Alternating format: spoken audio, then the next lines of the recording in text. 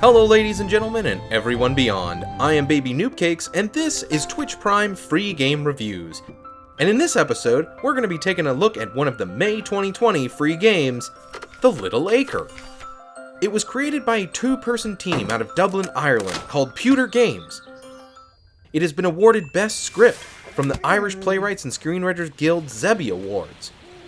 Winner and runner-up for Narrative, Art, Game Design, and Game of the Year from Imerit, the Irish Game Makers Association, and Best Animation from the Aggie Awards. But now, let's see if all of those awards add up to a good game and attempt to answer the question, as one of the free games of the month, was it worth it? Mechanics. This game is a point-and-click adventure game. You explore the farmhouse you live at and the adjoining areas. You use items you pick up throughout the world to solve puzzles by using them at the correct spots.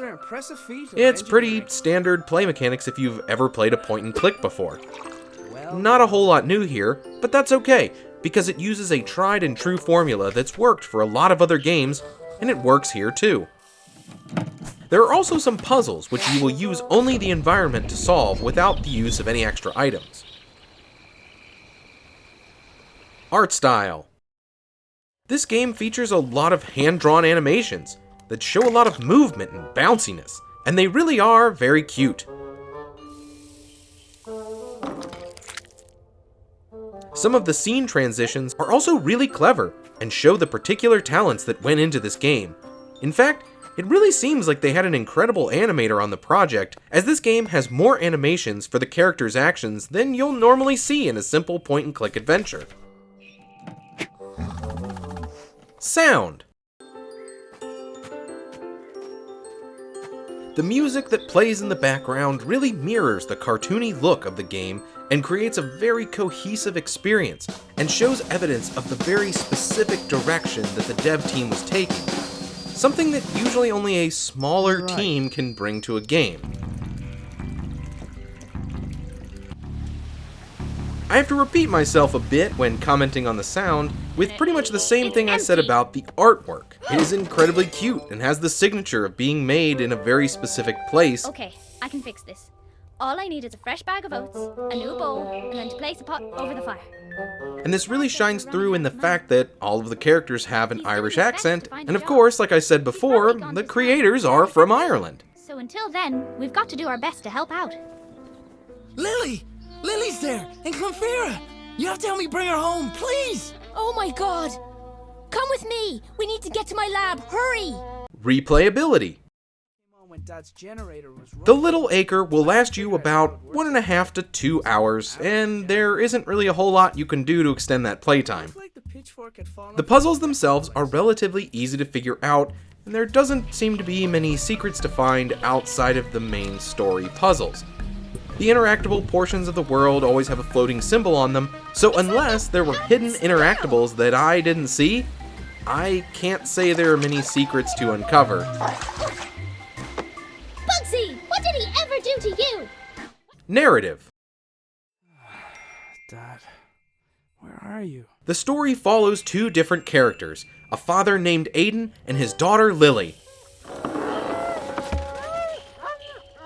They live a pretty quiet life on a farm, but have recently lost a family member, the young girl's grandfather. But lost is the operative word. They have no idea where he went. He's just missing. I had to admit, some of Dad's inventions really were inspired. His various inventions litter the house, yet neither Lily nor her father know how any of them work.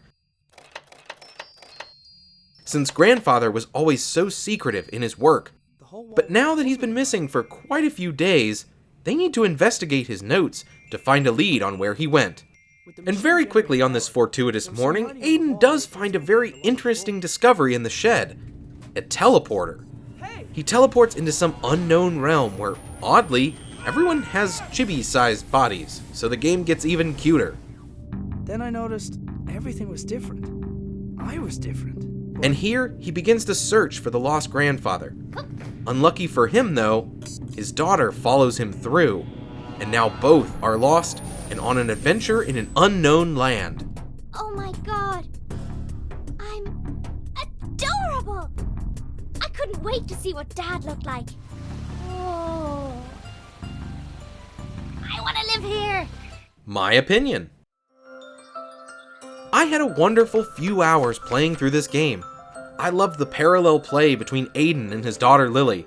Seeing how she responded so differently to the same objects, but from a child's point of view, it kept the game fresh and interesting. Taking into account Lily's willfulness, it was often easier to indulge her creativity than flat out ask her to do something. In this case, the gnome was a spy who informed me of when Lily wandered too far from the house. Even though sometimes you were retreading the same ground twice. Alright, gnome. How about you don't tell Dad I went outside? Just this once. Traitor! And I really only have 2 complaints about this game. The first is that I wish there was more to it. I feel like they had to create quite a bit of deep lore for the alternate world that you visit in order to have it feel as lived in as it is. And you really only spend a very small window of time within it and within the game as a whole. I wish I could have uncovered more of the secrets of that world, since the game had such an emphasis on adventuring. My second complaint is actually a complaint about the game, and not just a joke like the first. But it is equally as petty. I noticed that sometimes when you were completing a task, the dialogue in the game was kind of, a bit too presumptuous. It seemed to assume that you were progressing through the tasks in a very specific order, even though you may have skipped a bit of dialogue earlier, which then only ends up making sense once you see that bit of dialogue later? This is hard to explain, but I think the best example I have is at the start of the game, after getting dressed, your self-proclaimed first goal is to go into town and find some odd job. I decided I'd cycle to the nearby town. Maybe I'd find someone willing to hire me. Maybe I'd find someone who knew where my dad had gone. But first, I had a few things to take care of. But then if you start exploring the house, you start talking to yourself about getting to the bottom of your grandfather's disappearance. Light? But until I went out to the mailbox, The strange crystal was obviously important to my father. I couldn't help but wonder if it had anything to do with him going missing. I decided to do a little... did my snooping character Aiden say to himself, around. Now that I had a lead on my dad's whereabouts, I definitely couldn't leave. it didn't really affect my enjoyment of the game at all.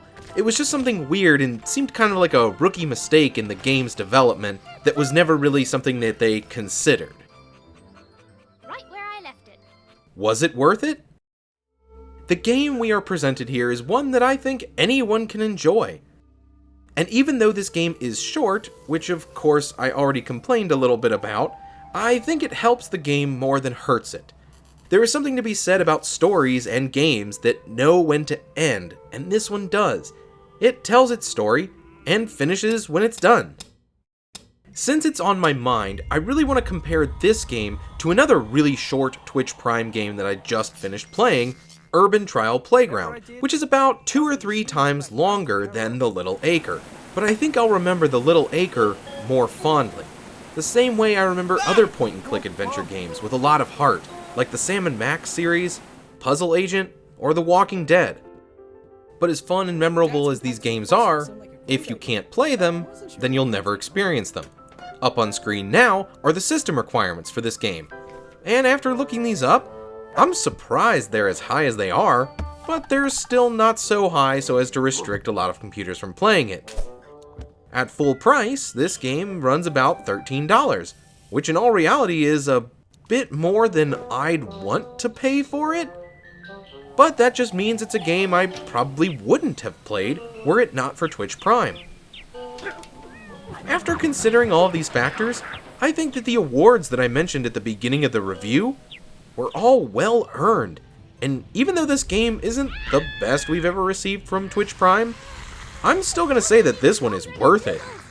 It's cute, it's lighthearted, it's accessible, and I would definitely recommend it to anyone who is a fan of point-and-click adventure games, and probably even to people who aren't, because even if you're not a fan of point-and-clicks, the game only lasts 2 hours, so there really isn't any reason not to pick this one up and play it. My giant slingshot. But maybe that's for you to decide. Whether you agree or disagree with my judgment, get at me in the comments and let me know what you think. and let's discuss if this month's games were worth it or not. Also, don't forget to go onto the Twitch app and download your free games every month, because hey, they're free and sometimes you'll end up with a few gems.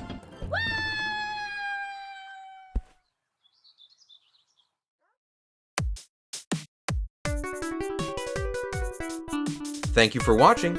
If you liked the video, please like, comment, and subscribe, and I'll catch you later.